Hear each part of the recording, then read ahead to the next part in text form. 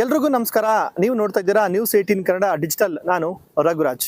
ಇವತ್ತು ರಾಜ್ಯಾದ್ಯಂತ ಕೆಲವೊಂದು ಜಿಲ್ಲೆಗಳಲ್ಲಿ ಏನು ಕಾನೂನು ಸುವ್ಯವಸ್ಥೆ ಹದಗೆಡ್ತಾ ಇದೆ ಅಂತಕ್ಕಂಥ ಒಂದು ಆರೋಪವನ್ನ ಈಗಾಗಲೇ ವಿಪಕ್ಷಗಳ ನಾಯಕರು ಪ್ರತಿನಿತ್ಯ ಮಾಡ್ತಾ ಬರ್ತಾ ಇದ್ದಾರೆ. ಆದ್ರೆ ಇದಕ್ಕೆ ಏನು ರಾಜ್ಯ ಸರ್ಕಾರ ಕೂಡ ಸಮರ್ಥವಾಗಿ ಒಂದು ಪ್ರತಿಕ್ರಿಯೆಯನ್ನು ಕೊಡ್ತಾ ಇರೋದು ಖಂಡಿತ ನಮ್ಮ ಪೊಲೀಸ್ ಇಲಾಖೆಯ ಮೇಲೆ ನಂಬಿಕೆಯನ್ನು ಇಡಿ ಅಂತಕ್ಕಂಥ ಮಾತನ್ನ ಈಗಾಗಲೇ ರಾಜ್ಯ ಸರ್ಕಾರದ ಸಚಿವರು ಸೇರಿದಂತೆ ಸಾಕಷ್ಟು ನಾಯಕರು ಹೇಳ್ತಾ ಬರ್ತಾ ಇದ್ದಾರೆ. ಆದ್ರೆ ಈಗ ಕೋಲಾರ ಜಿಲ್ಲೆಯ KGF ನ ಈ ಬಂಗಾರಪೇಟೆ ಪೊಲೀಸ್ ಠಾಣೆಯಲ್ಲಿ ಆದಂತಹ ಒಂದು ಸ್ಟೋರಿಯನ್ನು ಕೂಡ ಈಗ ನಿಮ್ಮ ಮುಂದೆ ನಾನು ಹೇಳಲಿಕ್ಕೆ ಈಗ ಬಂದಿರುವಂತದ್ದು.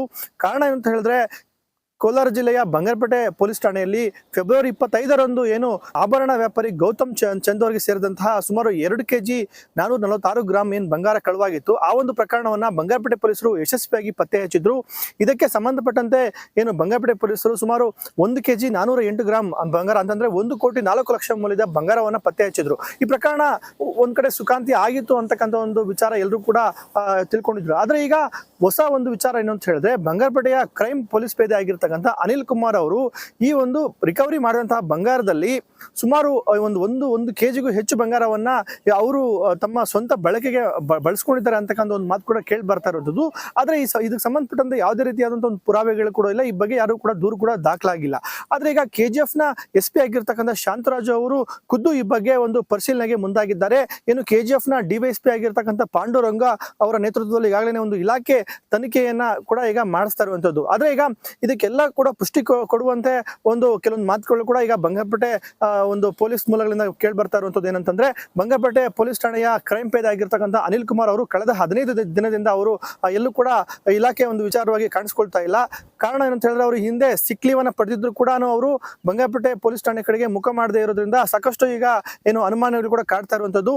ಏನು KGF ನ ಚಿನ್ನದ ವ್ಯಾಪಾರಿ ಆಗಿರ್ತಕ್ಕಂಥ ಗೌತಮ್ ಚಂದ್ ಅವರು ಏನು 2 kg 446 ತೂಕದ ಬಂಗಾರ ನಿಂತು ಆ ಒಂದು ಬಂಗಾರ ಪತ್ತೆ ಹಚ್ಚುವ ಪ್ರಕರಣ ಸಂಬಂಧಪಟ್ಟಂತೆ ಒಂದು ಎಂಕ್ವೈರಿ ಟೀಮ್ ಅನ್ನು ಕೂಡ ಇದಕ್ಕೆ ವಿಶೇಷವಾಗಿ ಒಂದು ನೇಮಕ ಮಾಡಲಾಗಿತ್ತು. ಆ ಒಂದು ಎಂಕ್ವೈರಿ ಟೀಮ್ ನವರು ಆಂಧ್ರ ಮತ್ತೆ ಒರಿಸ್ಸಾಗೆ ತೆರಳಿ ಅಲ್ಲಿ ಏನು 5 ಕಳ್ಳರನ್ನ ಬಂಧಿಸಿ ಅವರಿಂದ ಏನು ಚಿನ್ನವನ್ನು ರಿಕವರಿ ಮಾಡಿದ್ರು. ಆ ಚಿನ್ನವನ್ನು ಈಗಾಗಲೇ ಮಾಲೀಕರಾಗಿರ್ತಕ್ಕಂಥ ಗೌತಮ್ ಚಂದ್ ಅವರಿಗೆ ಕೊಟ್ಟಿದ್ದಾರೆ.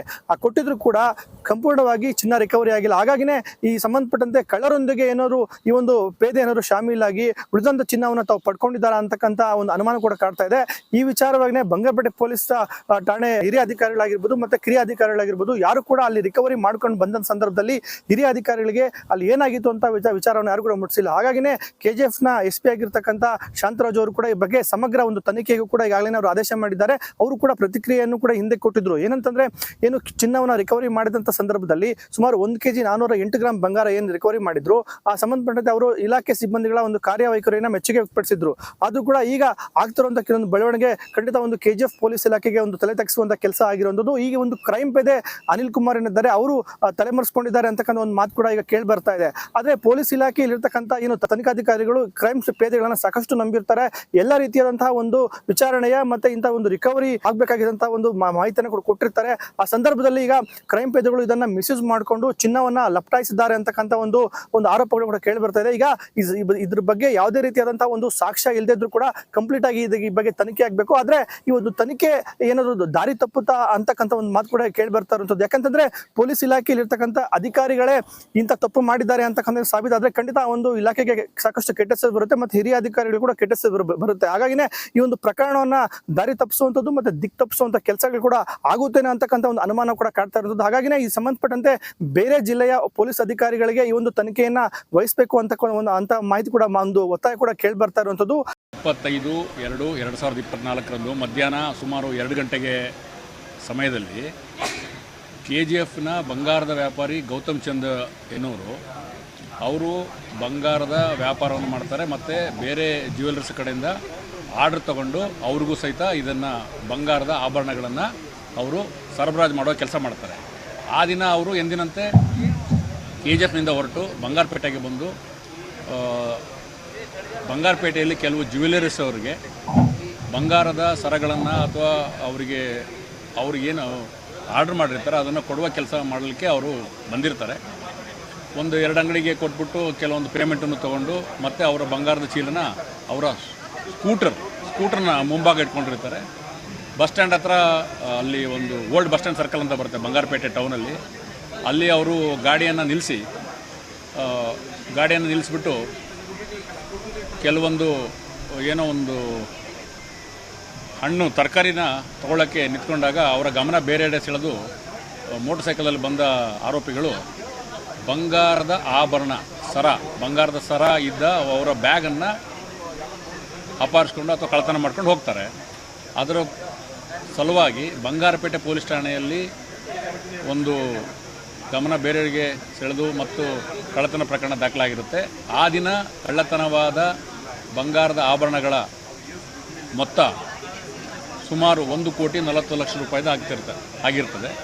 ಇದರಲ್ಲಿ ತನಿಖೆಯನ್ನು ಕೈಗೊಂಡಂಥ ಬಂಗಾರಪೇಟೆ ಪೊಲೀಸ್ ಇನ್ಸ್ಪೆಕ್ಟರ್ ನಂಜಪ್ಪ ಅವರು DSP ಪಾಂಡುರಂಗ ಅವರ ಮಾರ್ಗದರ್ಶನದಲ್ಲಿ ತಾಂತ್ರಿಕ ಮಾಹಿತಿಯನ್ನು ಕಲೆ ಹಾಕಿ ಇದರಲ್ಲಿ ಆರೋಪಿತರು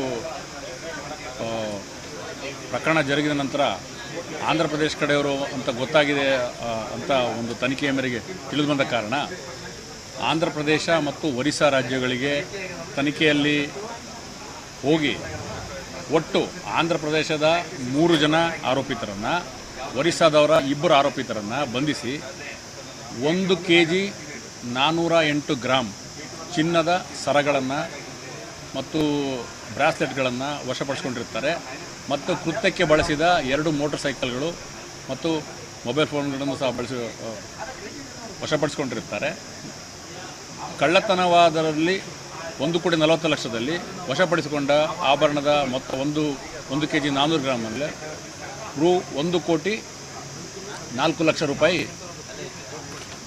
ಮೊತ್ತದ ಆ ಚಿನ್ನದ ಆಭರಣಗಳನ್ನು ವಶಪಡಿಸಿಕೊಳ್ಳಲು ಯಶಸ್ವಿಯಾಗಿರುತ್ತಾರೆ. ಇನ್ನೂ ಸಹ ಅದರಲ್ಲಿ ತನಿಖೆ ಮುಂದುವರೆದಿದ್ದು ಬಾಕಿ ಉಳಿದ ಚಿನ್ನದ ಆಭರಣ ಮತ್ತು ಪರಾರಿ ಇರುವ ಆರೋಪಿತರ ಪತ್ತೆಗೆ ತನಿಖೆ ಮುಂದುವರೆದಿರುತ್ತದೆ. ಸಹಿತ ಈ ಇಬ್ಬರು ಈ ಹಿಂದೆ ಬೇರೆ ನಮ್ಮಲ್ಲೇ ಅಲ್ಲ ಬೇರೆ ಕಡೆ ಪ್ರಕರಣದಲ್ಲಿ ಮಾಹಿತಿ ಭಾಗಿಯಾಗಿದ್ದಾರೆ ಮಾಹಿತಿ ಇದೆ. ಅದ್ರ ಬಗ್ಗೆ ಇನ್ನೂ ಹೆಚ್ಚಿನ ಮಾಹಿತಿ ನಾವು ಕಲೆ ಆಗ್ತದೆ.